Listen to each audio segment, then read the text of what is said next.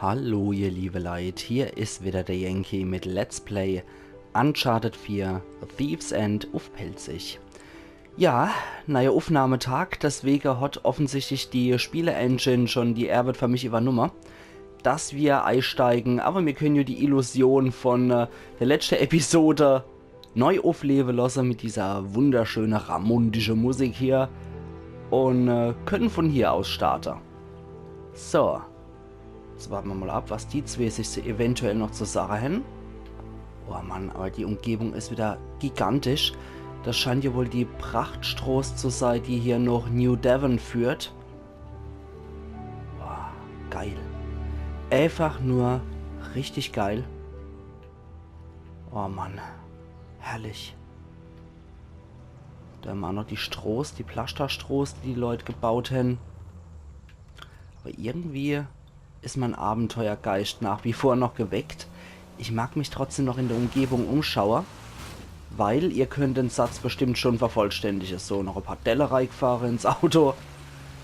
Und, nee, da ist tatsächlich nur Flusslauf. Manchmal ist Flusslauf auch wirklich nur Flusslauf. Allerhaupt. Wie sieht's auf der Seite aus? Okay, da ging es nochmal runter. Das wollen wir natürlich nicht. Wahrscheinlich habe ich jetzt eh wieder einen Schatz verpasst. Egal. Und da ist nichts. Okay. Ab durch den Schmodder. Und was haben wir hier dann noch Schönes? Die Leute nach gerade Straße bauen können. Nee, die müssen sich ja immer wieder Schlangen binden. Mann, Mann, Mann, Mann, Mann. Die Römer hätten sich richtig Mühe gegeben mit ihrer Straße. Sieht man immer noch in Britannien. Wenn man in England sich so die Natur anguckt, sieht man immer noch in der ländlichen Gebiete die alte Römerstraße, die sich kerzegerade teilweise durchs Gelände ziehen. Das ist sehr, sehr beeindruckend aus Luftbildaufnahme. Aber okay, statt hier immer durchzugehen, ging es dann immer außen rum. Kann man hier die Ehrenrunde drehen, wenn es nach New Devon geht. Hey, Selena! Mate! Wir sind hier, Sully. Wo bist du? Noch in der Luft. Du hast Ein es paar verschüttet. Vorlandfahrzeuge sind unterwegs nach Norden. Die werden wir wohl bald sehen. Mhm. Ich weiß, soweit gut. Es gab ein paar Probleme, aber so weit, so gut. Okay, gut. Meldet euch, ja? Ich bin immer gern auf dem Laufenden, okay? Wir versuchen es. Over und out. Gut. Also Sully ist gerade auf dem Weg nach Norden. Wir könnten ihn bald entdecken, wenn er mit seinem Flugzeug dort durch die Gegend rumwarschtelt. Okay, das sieht aus, als müssten wir da jetzt nochmal hochfahren mit unserem Offroad-Mobil. Voll Teufel. So geht's aber... Doch, da geht's noch weiter. Okay, So. wir müssen über die Brücke rüber. Oh je. Ob die hält? Hexefett, kaum sag ich's, stürzt wieder alles zusammen. Ups. Du kannst zum Wasserfall. Ich kann nicht. Die Strömung ist zu stark. Ja, typisches Nathan Drake-Dilemma. Alles, was mit alte Kulturen und Bauwerke zu tun hat, zerbricht in seiner Gegenwart. Was machen wir dann jetzt? Klar, wir können die Felsen hochklettern. Okay. Na dann hups, Nathan Drache. Natürlich rutscht die Wurzel noch ab, das war jetzt so logisch. Das heißt, wir werden von Elena getrennt, aber hier kann ich den Enterhake verwenden.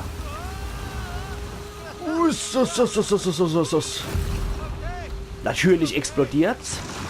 Der Baum ist nicht okay. Natürlich. Ja, das war irgendwie logisch, dass das passiert. Was kreischt er dann jetzt noch? So viel zum Wagen. Das sieht aber gut aus dafür, dass er explodiert ist. Komm. Ich wollte dich nicht schützen. Es ist nur, ich habe geschworen, dass Schluss ist mit diesem Leben. Das haben wir beide. Ich habe den Schwur gebrochen. Ich habe nichts gesagt, weil ich hatte Angst, Angst vor. dich zu verlieren. Ich schätze, ich wollte mich selbst schützen. Verstehst du? Wir haben noch eine weite Strecke vor uns. Ja. Wir sollten weiter. Ja. Ja, die weite Strecke haben sie aber nicht nur hier im Dschungel von Madagaskar oder vor Madagaskar vor sich, sondern die haben auch sehr viel in ihrer Ehe noch zu besprechen, wie es aussieht, was Schütze und das Abenteurerleben angeht, ob sie das gemeinsam verfolgen wollen oder ob sie wirklich sesshaft werden wollen. Die haben wirklich auch noch einen langen Weg vor sich, das stimmt. Ah, was ist? Kann ich hier nicht hochklettern? Ich schon. Unsere Waffe haben wir aber alle noch. Ja, sehr gut. Ausgezeichnet. Jetzt sind wir auf der richtigen Flussseite. Mm, Ja, das wäre übel gewesen. ja, aber natürlich hat er mal wieder ein tolles Monument zerschmettert. Ah, was ist da? Okay. Die Idee. Also, wie kommen wir da hoch? Geradeaus, oder? Versuchen wir es nochmal. Okay, über die glitchy Stelle, über die kommt er nicht. Dann machen wir das doch so. Ja, die ist natürlich schon wieder vor mir hier. Und da können wir kriechen, ne? Also an der Wand entlang. Und was haben wir dann da noch? Bam, bam, bam. Ja, es ist eigentlich schon recht gut die Abwechslung aus Klettermix, Landschaft genieße und Schießerei, muss man sagen. Huch, wo kommt denn die jetzt plötzlich her? Okay. Anscheinend gab es noch eine Alternative. Und hier können wir auch noch. Ja, wunderbar. Und ich muss sagen, auch wenn dann die Sequenzen, wie jetzt das mit der Brücke als kommen, ja klar ist das dann wieder monumental und ziemlich pompös und gigantisch, aber es kommt nicht so richtig überraschend, will man sagen, weil man kennt ja auch die Vorgänger von Uncharted, die hat man ja dann auch schon gespielt. Ich finde es immer schrecklich, wenn Leute immer nur den modernsten Teil spielen und nie die Vorgänger noch spielen. Also sorry, aber ich finde, es muss einfach sein, dass man Vorgänger DLA 8 zockt. Und dann kennt man ja eigentlich auch die Uncharted-Reihe. Und man weiß ja eigentlich schon, dass sowas passieren könnte oder müsste. Insofern, allzu überraschend kommt das Ganze dann meiner Meinung nach nicht. Okay, da geht's auch noch hoch. Ich bin jetzt mal gespannt, ob das optional ist oder weiter. Ja, das ist optional.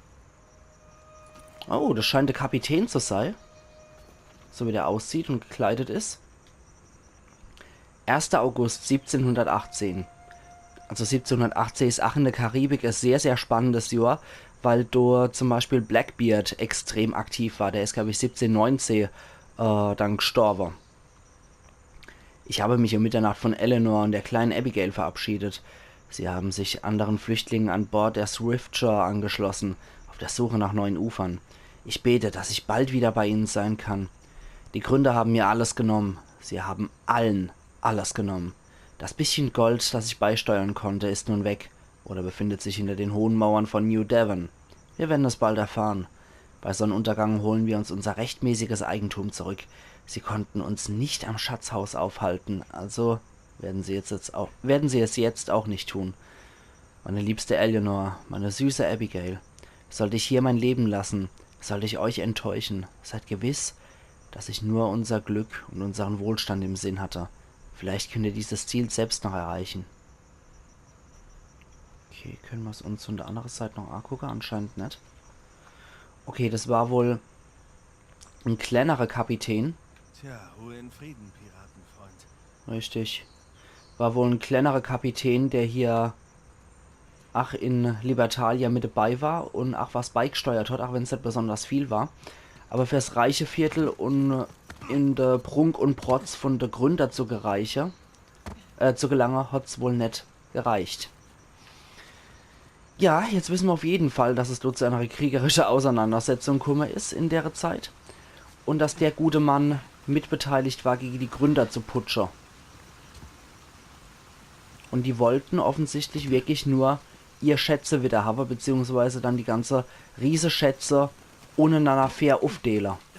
Jetzt bin ich mal gespannt, was da draus Woche ist, was wir in New Devon finden, ob die dort Erfolg gehabt haben Und ob sie, so wie es aussieht, die Leute hier vertrieben und verbrannt haben.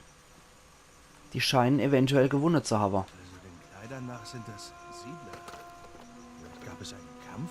Nein, das glaube ich nicht. Sieh dir ihre Positionen an. Ja, du hast recht. Sie wurden gestapelt oder einfach gegen die Wände gelehnt. Sie waren schon tot, als man sie hergebracht hat. Das ist ein Massengrab, Nate. Ja. Das sah eher schon fast nur verbrannt aus, aber Dido, ja, die sehen nicht nur verbrannt aus, einfach hingeschmissen. Anscheinend hat man New Devon gegen die Leute gewonnen und hat die dann hier einfach reingeschmissen. Mann, du musst mal auch kein Archäologe oder Forensiker sein, um das rauszufinden.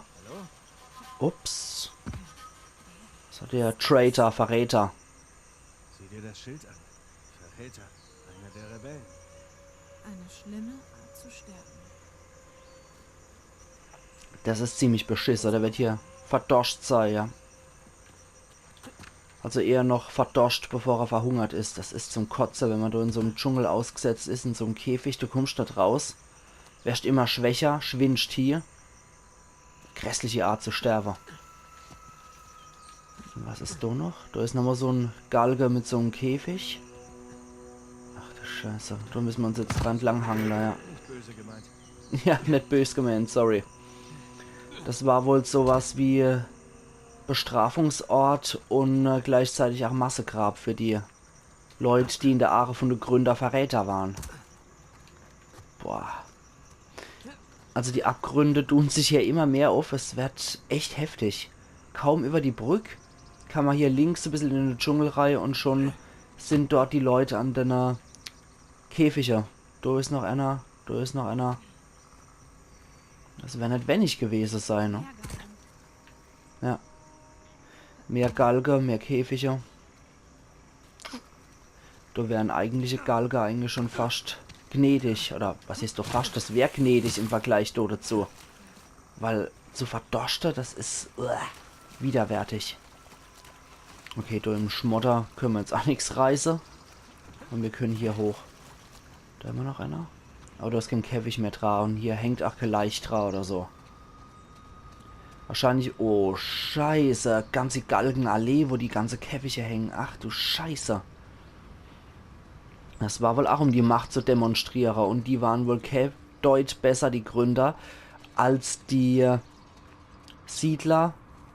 Nicht als die Siedler, als die Tyrannen, vor denen so geflohen sind und diese angeprangert haben. 18. Kapitel. New Devon. So kann man eine Rebellion natürlich auch niederschlagen. Ja. Ich frage mich, ob das die ganze Zeit geplant war. Was? Die Siedler alle umzubringen? Nein, sie herzulocken in der Hoffnung auf ein Utopia. Hm. Um dann alles wegzunehmen, was sie haben. Wir haben es ja auch mit Piraten zu tun. Aber das ist ziemlich diabolisch. Selbst für Piraten. Ja. Das wäre schon ziemlich barbarisch, dass die dann Pirate Utopia versprechen, locken die an, murksen sie ab, nehmen ihnen ihr Schätze weg, murksen sie eventuell auch noch ab und meine Fresse. Ach, übrigens, was ich auch noch rausgefunden habe, der Typ, den ich als Guybrush Threepwood bezeichnet habe von den Gründer, der hieß tatsächlich hier in Uncharted, das wird aber auch erst in was anderem erwähnt, gar nicht in Uncharted 4 selbst, sondern der Typ wird Guy Wood genannt. Das ist tatsächlich eine Anspielung an Guybrush Threepwood aus Monkey Island. Und seit Jolly Roger hier in Uncharted besteht auch aus dem rote Affe. Also das ist wirklich als Scherz gemeint von Denner. Und der wird auch bei der Beschreibung in dem Teil außerhalb von Uncharted, ich habe das beim Wikipedia von Uncharted zufällig gelesen, wird er auch als exzellenter Schwertkämpfer bezeichnet, der aus dem Nichts aufgetaucht ist. Großartig, absolut großartig. Und ich glaube, ein paar von denen, diese orientale Piraten sind, glaube ich, auch erfunden. Also es sind nicht alle richtige Piraten. Annie Bonny ist auf jeden Fall realistisch, die gab's. Der Edward England, den gab's. Henry Avery selbstverständlich und Thomas Tew. Also von denen weiß ich sicher, dass es die gab. Den indische Pirat, den weiß ich jetzt leider nicht, ob es den wirklich gab. Aber ich glaube, da gibt es ein Pendant zu dem, an den er angelehnt ist. Ach ja, ganz interessant. Aber wie gesagt, nur die ich jetzt auch genannt habe, die kenne ich tatsächlich auch historisch. Sieht aus wie einer von Avery. Ach, kein Wunder, dass ich die nicht höre. Die hockt da hin und die Dinge. Alles klar. Ah, da hinten sehe ich doch was Blitzer. Ja, ja, ja, ich komme schon hier. Da ist noch ein Schild. Digna Factis Recipimus. Okay. Keine Ahnung.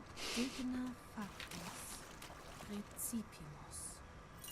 Und? Wir empfangen, was unsere Taten wert sind. Okay. Besonders wenn man Avery ärgert. Stammt aus der Bibel. Der reumütige Dieb Dismas. Mhm. Avery war ein bisschen besessen von ihm. Ja. Ich würde Avery nicht gerade für reumütig halten. Aber er hat sich wohl selbst dafür gehalten. Ja. Avery hat sich anscheinend wirklich mit dem Dismas-Gedöns auseinandergesetzt und wir empfangen das, was unsere Taten wert sind, ja.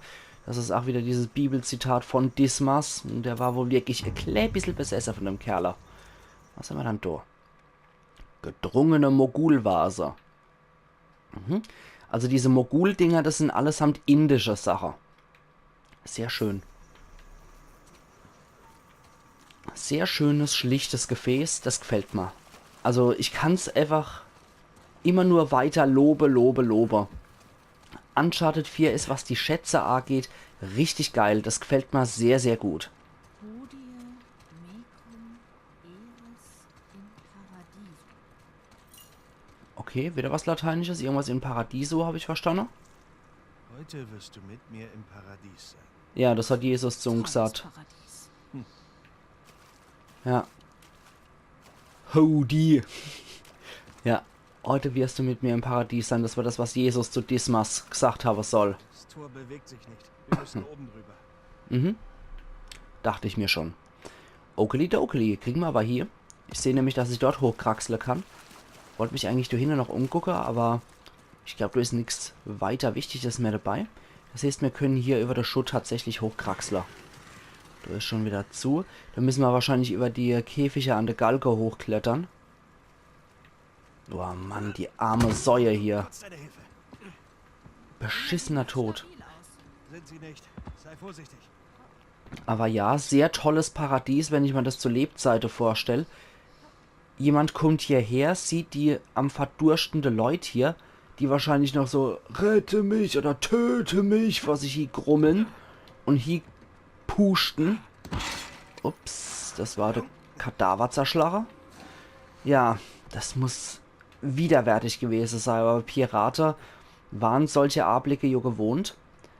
Ich finde es halt nur ziemlich heftig, weil Piraten hat ja so Schicksal selbst erwartet, dass man die so in einem Hafen zur Schau gestellt hat. Und, Entschuldigung, gerade in der Karibik war das üblich, dass man Piraten ach so ausgestellt hat. Dass Piraten das gegenüber andere Piraten machen, finde ich doch etwas geschmacklos. Man sollte Mähne, die wüssten es besser und könnten es besser machen.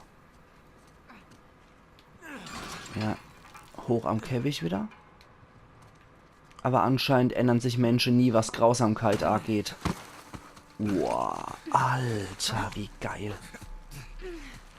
New Devon. Willkommen auf Averys Landsitz. Wow, Wirklich schön hier. das Ding muss sei Villa Mal sei. abgesehen von den ganzen Baumängeln und Wasserschäden. Ganz klar Abwasserprobleme.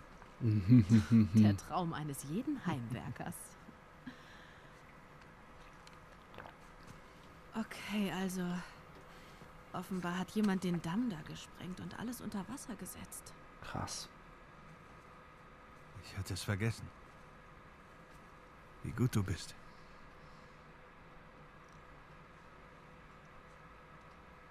Okay, und welches meinst du ist Averys?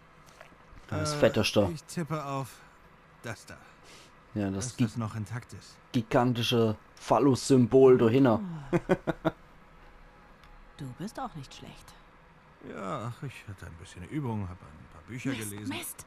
Was? Shoreline. Was? Die Haustür. Sam. Okay. Er lebt noch. Ja, noch. Na los. Okay, natürlich sind die Knetköpfe vor uns da. Alter, also New Devon sieht ja jetzt schon geil aus. Ja. Shoreline schimmelt hier jetzt wahrscheinlich in der Gegend rum. Aber Mann, oh Meter, egal ob Überschwemmung, ob Dammbruch und so weiter und so fort. Es ist der Hammer. Es ist der absolute Hammer. So stelle ich mir persönlich eigentlich eine versunkene Stadt vor im Prachtstatus. Gigantisch, absoluter geiler Scheiß, ich lieb's. Ich fand ja schon Libertalia unglaublich geil, aber New Devon, meine Fresse, wie geil. Vielleicht kann ich auch die Villa von den anderen Gründer noch durchsuchen. Schauen wir mal. Geil fände ich's. Ups, ja, allerdings ups. Da kann ich nicht entlang wursteln. Aber schauen wir mal. Kann ich an dem Engel hoch? Nee, an dem Engel kann ich auch nicht hoch. Na gut, dann platsch. Machen wir es halt so. Und weiter. So können wir an Land kommen. Gut. Jetzt warten wir noch aufs Frauchen. Und die Wildblume hier sind auch einfach wunderschön. Wie schön das gemacht ist, das Ganze. Ach, so großartig. Okay. Steht aber Sache, jetzt sind wir noch hier auf sicherem Boden und Territorium. Und an der Stelle will ich auch jetzt meinen Cut machen. Und wir sehen uns morgen dann wieder zur Let's Play Uncharted 4 A Thief's End auf Pelzig. Also machen's gut und bis morgen, ihr liebe Leute. Ayan Yankee.